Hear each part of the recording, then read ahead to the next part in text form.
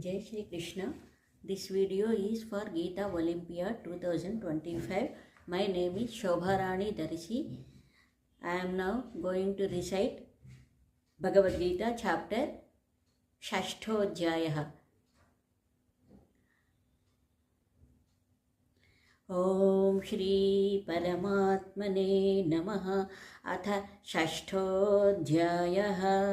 श्रीभगवानुवाच अनाश्रितः कर्मफलं कार्यं कर्म करोति यः स सन्न्यासी च योगी च न निरग्निर्न चाक्रियः।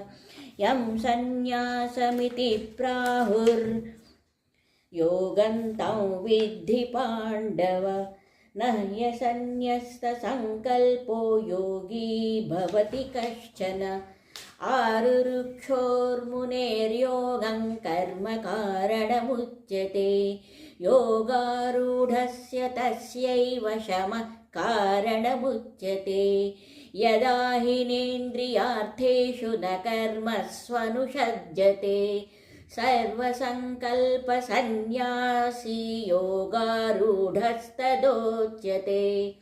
उद्धरेदात्मनात्मानमात्मानमवसादयेत्। आत्मैव ह्यात्मनो बन्धुरात्मैव रिपुरात्मनः। बन्धुरात्मात्मनस्तस्य येनात्मैवात्मनार्जितः। अनात्मनस्तु शत्रुत्वे वर्तेतात्मैव शत्रुवत्। जितात्मनः प्रशान्तस्य परमात्मा समाहितः। शीतोष्णसुखदुःखेषु तथा मानापमानयोः। ज्ञानविज्ञानतृप्तात्मा कूटस्थो विजितेन्द्रियः।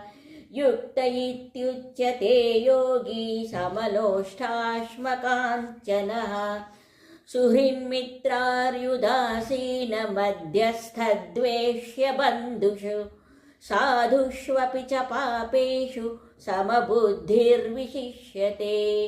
योगी युञ्जीत सततमात्मानं रहसि स्थितः। एकाकीयत चित्तात्मा निराशीरपरिग्रहः। शुचौ देशे प्रतिष्ठाप्य स्थिरमासनमात्मनः। नात्युच्छ्रितं नातिनीचं चैलाजिनकुशोत्तरम्। तत्रैकाग्रं मनः कृत्वा यतचित्तेन्द्रियक्रियः।